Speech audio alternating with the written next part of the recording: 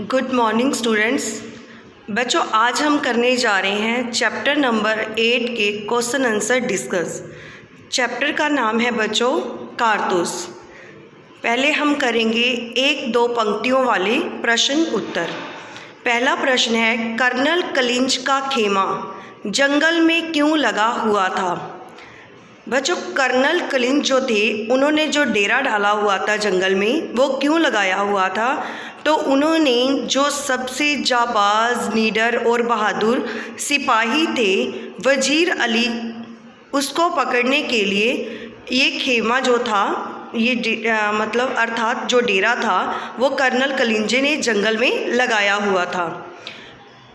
दूसरा प्रश्न है बच्चों, वजीर अली से सिपाही क्यों तंग आ चुके थे? बच्चों, जो वजीर अली था उससे सिपाही क्यों परेशान थे जो डेरा डाल के वहाँ पे बैठे हुए थे? क्योंकि वजीर अली क्या कर रहा था, उनके हाथ नहीं आ रहा था। वो भाग भाग कर कभी इधर कभी उधर उनकी आंखों में धूल झोंक रहा था, इसलिए वजीर अली से सिपाही तंग आ चुके थे और उनको कितने हफ्तों बीत गए थे, वो उनके हाथ नहीं आ रहा था। प्रश्न नंबर 3, कर्नल ने सवार पर नज़र रखने के लिए क्यों कहा?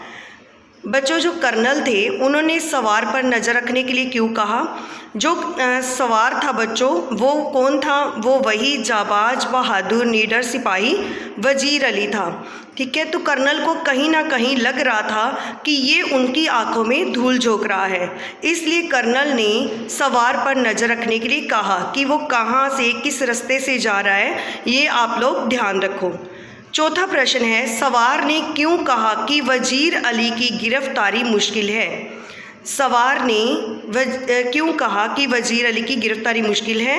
क्योंकि बच्चों, जो सवार था वो खुद वजीर अली था। ठीक है, वजीर अली ने जब वो कर्नल के पास जाता है तो वो कर्नल को कहता है कि जो वजीर अली है उसकी गिरफ्तारी बहुत मुश्किल है, क्योंकि वो बहुत ही जाबाज सिपाही था, वो किसी से डरता नहीं था। इसलिए सवार ने कहा कि वजीर अली की गिरफ्तारी बहुत मुश्किल है, क्योंकि बच्चों वो अपने दुश्मनों से भी बिल्कुल नहीं डरता, बल्कि वो क्या करता है कि जहाँ पे उन्होंने खेमा लगाया होता है वो बिना किसी डर से वहाँ आके रुक जाता है, और बल्कि वो क्या करता है, कर्नल से 10 कारतूस ले जाता है। आगे हैं बच्चों 25-30 शब्दों वाले प्रश्न उत्तर। पहला प्रश्न है बच्चों, वजीर अली के अफसाने सुनकर कर्नल को रॉबिन हुड की याद क्यों आ जाती है? बच्चों, जो वजीर अली है उसके जब अफसाने सुनता है, देखो सबको पता है कि वजीर अली का जो एक उद्देश्य था वो क्या था। उसका मेन उद्देश्य था अंग्रेज़ों को भारत से बाहर निकालना। तो वजीर अली जो था वो उसका एक ही जो मकसद था, बिना डरे वो उनको बाहर निकालना चाहता था, वो बिल्कुल भी अंग्रेज़ों से डरता नहीं था। तो वजीर अली के अफसाने सुनकर कर्नल को रॉबिन हुड की याद इसलिए आती है क्योंकि रॉबिन हुड भी ऐसे ही दलेर, निडर, बहादुर, जाबाज सिपाही था। ठीक है, तो आप लोगों ने इस चैप्टर में हमने ये भी देखा है कि वो अंग्रेज़ों का जो वकील होता है उसको कैसे बिना डरे मार देता है खंजर से, उसका काम तमाम ही कर देता है। इसलिए इसके जो सारे अफसाने हैं, अंग्रेज़ों से ना डरना बल्कि वहाँ पे जाके अंग्रेज़ों के वकील तक को मार देना, ठीक है, तो इससे पता चलता है कि वजीर अली के अफसाने सुनकर इसलिए कर्नल को रॉबिन हुड की याद आ जाती है, क्योंकि रॉबिन हुड भी बिल्कुल वैसे ही उसके जैसा ही एक जाबाज सिपाही था। दूसरा प्रश्न है बच्चों, सादत अली कौन था? उसने वजीर अली की पैदाइश को अपनी मौत क्यों समझा? बच्चों, सादत अली जो था वो आसिफ उद्दौला का भाई था। पहले उसके घर पे संतान नहीं थी, तो सादत अली को लगता था कि कहीं ना कहीं जो अवध का पूरा शासन है वो इसको सादत अली को दे दिया जाएगा, उसको ही वहाँ का शासक बना दिया जाएगा। परंतु क्या होता है, बाद में आसिफ उद्दौला के घर पे जो है संतान का जन्म होता है, जो वजीर अली होते हैं। तो उनकी जब वजीर अली का जन्म होता है, उसकी पैदाइश होती है, तो उसको कहीं ना कहीं सादत अली को लगने लग जाता है कि जो वजीर अली की पैदाइश है वो उसके लिए मौत है, मतलब कि अब उसको वो शासन नहीं मिलेगा। इसलिए सादत अली क्या करता है कि वो अंग्रेज़ों के साथ मिल जाता है और वजीर अली को वो बनारस में भेज देता है वहाँ से। ठीक है, नेक्स्ट क्वेश्चन है बच्चों, तीसरा प्रश्न, सादत अली को अवध के तख्त पर बिठाने के पीछे कर्नल का क्या मकसद था? सादत अली जो था बच्चों, उसको अवध के तख्त पर बिठाने के पीछे कर्नल का मकसद ये था कि जो सादत अली है वो अंग्रेज़ों के साथ मिल गया है। अब इसके मिलने से क्या हो रहा है कि अवध का जो आधी जो जायदाद है वो उनको मिलेगी और 10 लाख रुपए भी सादत अली से उनको मिलेंगे। इसलिए वो सादत अली को अवध के तख्त पर बिठाते हैं, क्योंकि वो अंग्रेज़ों के लिए इससे क्या होगा, अगर वो वहाँ पे अवध में सादत अली रहेगा तो इससे अंग्रेज़ जो हैं वो भारत पर कब्जा वैसे ही बनाए रख सकते हैं। ठीक है, तो अंग्रेज़ों को इसीलिए कोई बाहर भी नहीं निकाल सकता। अगर सादत अली अवध के तख्त पर नहीं बैठता और इसकी जगह पे वजीर अली बैठेगा तो वो उसको कहीं ना कहीं उनको लग रहा था कि ये हमारे लिए फ़ायदे का, लाभ का काम नहीं है, बल्कि वजीर अली उनको भारत से बाहर निकाल ही देगा। कंपनी के वकील का कत्ल करने के बाद वजीर अली ने अपनी हिफाजत कैसे की?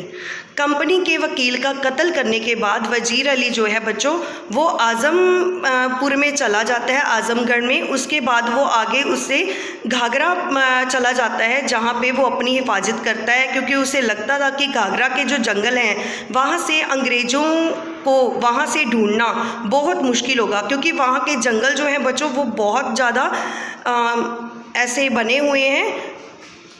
वहाँ के जो जंगल थे बच्चों काफ़ी घने थे, जिससे उसको ढूंढना बहुत मुश्किल हो जाता है। इसलिए वजीर अली घाघरा के जंगलों में वहाँ जाके छुप गया। ठीक है, आगे है 5वां प्रश्न बच्चों, सवार के जाने के बाद कर्नल क्यों हक्का बक्का रह गया? जब बच्चों घुड़सवार आता है वो वहाँ पे कर्नल के पास आता है, पहले वो बड़े आके आराम से पूछता है कि कर्नल कहाँ है। जब कर्नल से वो मिलता है तो कर्नल को कहता है कि मेरे से एकांत में मिलो। जब वो उसको एकांत में मिलता है तो वो उससे 10 कारतूस मांगता है। जब वो उससे 10 कारतूस ले रहा होता है तो वो उसको साथ में ये भी कहता है कि वजीर, आपने ये खेमा, ये डेरा क्यों लगाया हुआ है इतने दिनों से जंगल में? जब कर्नल उसको बताता है कि उन्होंने ये डेरा वजीर अली को पकड़ने के लिए लगाया है, तो वो खुद जो सवार होता है वो कहता है कि वजीर अली को पकड़ना इतना आसान काम नहीं है, वो बहुत ही जाबाज वीर सिपाही है। तो देखो बच्चों, उसके बाद कर्नल जब सवार से पूछता है कि आपका नाम क्या है, आप कौन हो, तो वो बड़े बहादुरी के साथ बताते हैं कि मेरा नाम वजीर अली है। ठीक है, ये नाम सुनते ही फिर भी देख लो कि कर्नल जो है उसको नहीं पकड़ पाता। ठीक है, तो वो उससे इतना हक्का बक्का उस टाइम रह जाता है कि वो बाद में कि बाहर जाकर भी जब लेफ्टिनेंट उससे पूछता है कि वो जो अंदर आपके पास गया था वो कौन था सवार, तो वो सिर्फ इतना ही बता पाता है कि वो एक जाबाज सिपाही था। वो उसको ये भी नहीं बता पाता कि वो सवार जो था वजीर अली था। ठीक है, तो इतने जाबाज सिपाही, इतनी बहादुरी उसकी देख के वो उसको नहीं पकड़ पाता। नेक्स्ट है बच्चों 50-60 शब्दों वाले प्रश्न उत्तर। ठीक है, तो ये है लेफ्टिनेंट। पहला प्रश्न है, लेफ्टिनेंट का ऐसा क्यों लगा कि कंपनी के खिलाफ सारे हिंदुस्तान में एक लहर दौड़ गई है? पहले बच्चों हमने देखा कि वजीर अली जो था, वजीर अली भी अंग्रेज़ों को भारत से निकालना चाहता था, वो भी बहुत एक जाबाज सिपाही था। इसके बाद क्या होता है कि जो वजीर अली है वो भी जो है अफ़गानिस्तान के शासक को भारत पर आक्रमण करने के लिए बुलावा भेजता है। ठीक है, ताकि जो अफ़गानिस्तान का शासक है वो भारत पे आकर आक्रमण करे। ठीक है, ताकि जो है अंग्रेज़ यहाँ से निकाले जा सके। इसके बाद जो वजीर अली है दूसरे नंबर पे वजीर अली जो है अफ़गानिस्तान के शासक को बुलावा भेजता है कि वो भारत पर आकर आक्रमण करे। तीसरे नंबर पे जो बंगाल का नवाब है शमसुद्दौला, वो भी उसको वहाँ पे बुलावा भेजता है अफ़गानिस्तान के शासक को कि वो भी हिंदुस्तान पर आकर आक्रमण करे। इसलिए क्या होता है कि लेफ्टिनेंट को ऐसा लगता है कि पूरे के पूरे हिंदुस्तान में एक लहर दौड़ गई है।